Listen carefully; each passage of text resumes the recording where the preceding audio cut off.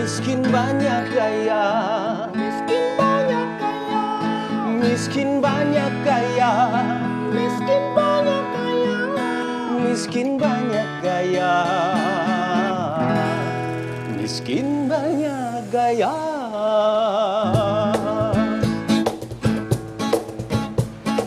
Miskin banyak gaya, hobinya foya-foya. Miskin banyak gaya, padahal orang susah.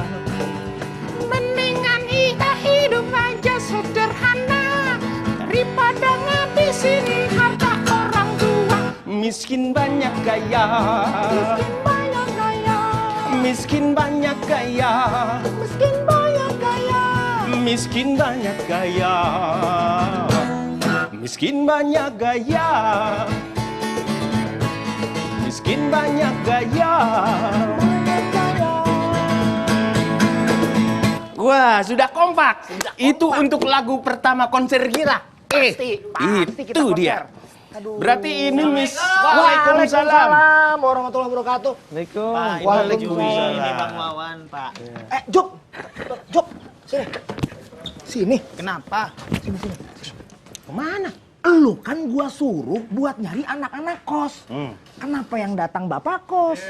Bukan. Ini Pak Ustadz emang mau datang ke Musola Al Taqwa nyari kosan. Oh, Enggak, sih? Oh, anak kosan di sana. Oh. Nah, udah datang Pak ke sini ya? Betul. Pak Ustadz di sini. Pak Ustadz, maaf Pak Ustadz, saya salah sangka ya. Aduh, sehat. sehat, Selamat alhamdulillah. datang. Pak Ustadz duduk kita. Silakan sahur duduk. ya, kita sahur bareng. Udah datang anak kosnya ya? Makanya udah aman, tenang aman. semua adem iya, iya. di kampung ini. Syukur deh kalau gitu, Job. Alhamdulillah. Alhamdulillah. Pak Ustadz, anak kos mana ini? Enggak ada Bang Pak Kos Ustadz. mana? Mau ceramah juga habis subuh Oh, nyeramahin anak kos. Ada acara Bukan. pengajian. Pengajian di sini nanti habis sholat subuh. Sebelah mananya kos? Ngajinya, pengajiannya. Di sebelah kanan. Ini kan kosan sono nama musola. Ini dalam musola ini. Di Musola Taqwa. Aku nanya, Pak Ustadz kenapa yang jawab kau terus? Karena dari tadi kau yang ngaco terus. Gimana sih? Kan biasanya juga kalau ada ustadz dan ustazah kesini, pasti kita mintain untuk tausiah, nemenin kita sahur. Oh iya, tapi Pak Ustadz pernah jadi anak kos kan? Masih Anak ya. pesantren. Anak pesantren. Anak pesantren. Berarti ngekos juga? Sama modelnya. Modelnya sama juga apa? Sama modelnya. Makanya aku tanya anak kos mana? Masak sendiri. Wah, kayak lagu. Nyari makan sendiri. Masak sendiri. Makan sendiri. Cuci baju sendiri. Tidur pun sendiri. Ada lagu juga. Bentar ini Ini makanannya. asik nih Saya kalau tahu. komponya begini nih. Nah, ditanya-tanya dulu dong. Oh, ntar ditanya dulu Kan ya? masih jauh ini. Oh, masih Imsak jauh. juga masih jauh. Saya mau ini nggak ada jamnya. Saya ada jamnya mati. Buat hiasan doang di wardrobe nih. Kita tanya yang berbobot. Iya, silakan. Iya. Yang berbobot yang gede berarti. Iya. Oke, Pak. Saya mau tanya yang berbobot nih. Biasanya aku nanya ringan-ringan aja. Iya. Oke, bobot Pak Ustadz berapa sekarang? Ringan memang Itu berat sih. badan. Berat badan. Iya tadi kan ada lagu miskin, banyak gaya. Nah ini banyak nih orang yang gengsi Pak Ustadz. Nah, emang zaman sekarang itu kalau kita lihat penampilannya orang itu yang penting berpenampilan walaupun dia berani-beraniin untuk ngutang. Iya. Biar tekor asal ke Soho. Nah, itu dia. Padahal kan dalam Islam innallaha la yanzur ila ajsamikum wala ila suwarikum walakin yanzur ila qulubikum wa a'malikum. Allah tidak melihat dari segi penampilan kita. Dari penampilan, dari rupa, baik yang cakep, baik yang jelek. Makasih Pak Ustadz. Cuman megang doang Bang Wawan. Megang Kamu doang. tersinggung banget. Maksudnya akrab. Maksudnya Akrab. akrab. Betul. Akrab sama orang jelek. Itu. Tapi Allah melihat apa? Allah itu melihat daripada hati kalian dan amal perbuatan kalian. Jadi banyak orang misalkan nih berpenampilannya ya tidak keislam-islaman banget, tapi hatinya baik, itu yang dinilai oleh Allah. Dan bagaimana amal perbuatannya. Percuma orang pakai gamis, pakai baju koko, tapi akhlaknya tidak mencontohkan Islam sama sekali. Nah itu yang Allah lihat itu hati kalian bukan dari segi penampilan, rupa, dari baju dan yang lainnya.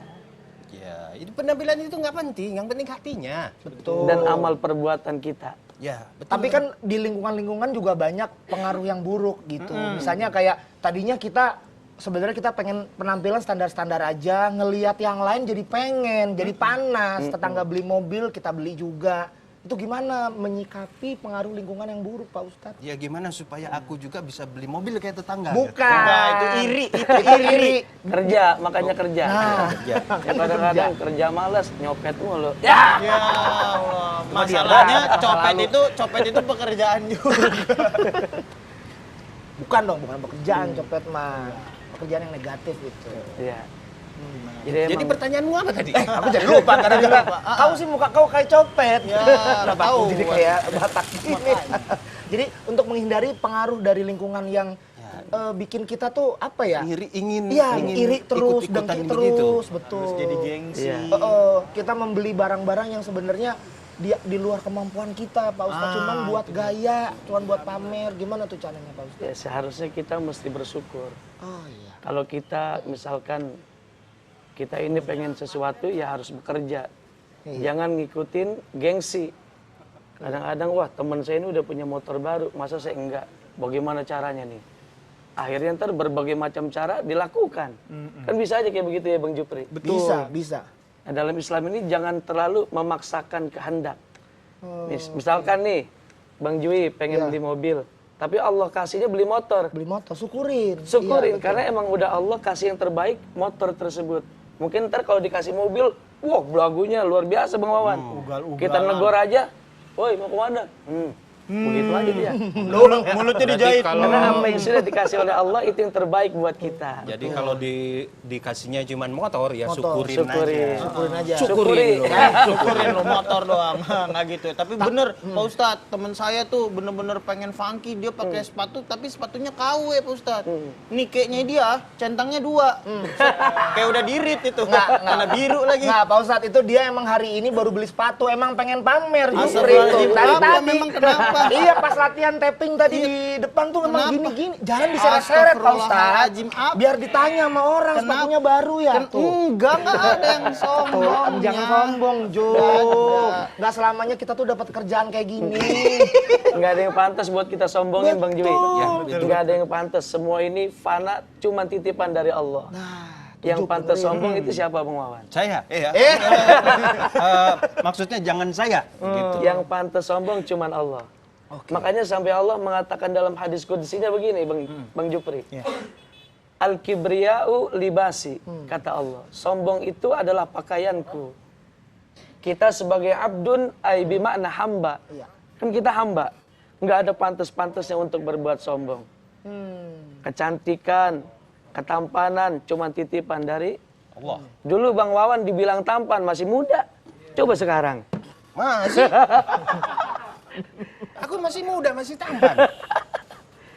Jadi yang pantas sombong cuman Allah, kita sebagai hamba nggak ada pantas buat berbuat sombong. Syukuri, nikmati. Jangan pakai gengsi. Insya Allah berkah. Amin. Dan Atau gimana? Aku mau nanya soal zaman Rasulullah tuh, Iya. cara berpakaian itu seperti apa ya? Dan juga ditarik ke sini Islam tuh harus bagaimana berpakaiannya, begitu Pak Ustadz. Apakah zaman Rasulullah tuh ada yang pamer-pameran sombong-sombongan misalnya? Di zaman baginda Nabi kita Muhammad SAW, itu Rasulullah punya baju aja cuma sedikit. Bahkan dijahit sendiri sama baginda Rasulullah. Tidak sama sekali menampakkan kesombongan kepada Robnya. Nah ini yang patut harus kita contoh. Yang penting berpenampilan itu tertutup. Jangan pakai ngikutin gengsi. Gara-gara kita ngikutin gengsi nih, pengen punya baju yang cakep, ngutang-ngutang ke orang-orang. Pay Sehingga later ya. menyusahkan untuk dirinya sendiri. Aduh. Betul. Jadi hidup itu apa adanya. Syukuri apa Adanya. yang ada. Syukuri apa yang ada. Hidup adalah anugerah. Tetap jalani hidup ini. Itu ya. Melakukan yang terbaik. Aku harusnya gaya gini, cuman gitar Nggak bisa, gimana? nggak Nggak bisa, nggak bisa. Syukuri apa yang Tapi boleh kita, ada. Bang Wawan, berpenampilan rapi, bagus, sangat dianjurkan sama agama kita Islam. Ya seperti kita punya panutan para ulama, contohnya Syekh Abil Hasan As-Sazili. Beliau itu seorang wali, sufi, kaya raya, berpenampilannya bagus, cakep. Bahkan kudanya itu kuda yang terbaik pada zamannya. Bajunya dilapis dengan sutra. Oke. Jadi artinya ketika kita ingin berpenampilan bagus, berpenampilan rapi dan cakep, itu hanya kita peruntukkan untuk ketika kita menghadap kepada Allah. Lagi sholat pakai baju yang cakep. Kalau kita pengen ketemu presiden, kita sampai kuat-kuat beli baju yang baru, yang rapi, biar kita berpenampilannya rapi. Apalagi kita ingin bertemu dengan Allah Subhanahu wa taala. Pakai baju yang rapi. Ketika di dalam rumah tangga, kita pun harus rapi, harus wangi. Kenapa soalnya harus rapi, harus wangi? Biar bininya kagak malu. Di mana-mana diajak kondangan, itu lakinya siapa sih jelek banget bajunya. Biar nggak malu, benar. Biar kagak malu diajak kondangannya. Bukan buat pamer, Bukan buat buat pamer. gaya. Oh ini Pak Ustadz pakai jas mau ke masjid menghadap Allah, begitu? Ini mau aku nikah. Hah? Aku nikah. Mau nikah lagi? Waduh, Pak Ustadz, saya juga mau kalau gitu. Pak Ustadz nggak cuman pecinya tinggi, keinginannya juga tinggi untuk memiliki istri ya. Tapi kemampuan kagak. Tapi benar Pak Ustadz, saya tuh sebel banget ada orang sholat pakai baju belel, nggak layak. Tapi kalau nongkrong bagus. Saya pernah lagi sholat depannya itu pakai Jadi baju. risih kan? Jadi risih pakai Jadi baju risih. baju caleg. Jadi pas sholat saya disenyumin calon aja, mana nggak kepilih kan? Males lah. Ada di rumah saya Pak Ustadz, dia sholat berjamaah, pakai baju bola, Cristiano Ronaldo, kan sering offset tuh, ada di depan imam akhirnya. Gimana sih? Parah kan? Itu Pak, kita ketawa mulu jadi lupa nyiapin sahur. Oh iya, belum dikasih minum juga. Kasih Ini minum. Masya Allah nih kita Bentar. kumpul kayak begini nih, Masya Ada gorengan. Allah berkah. Ayo, ayo, silakan. Jangan lupa menonton kami di TV One setiap hari.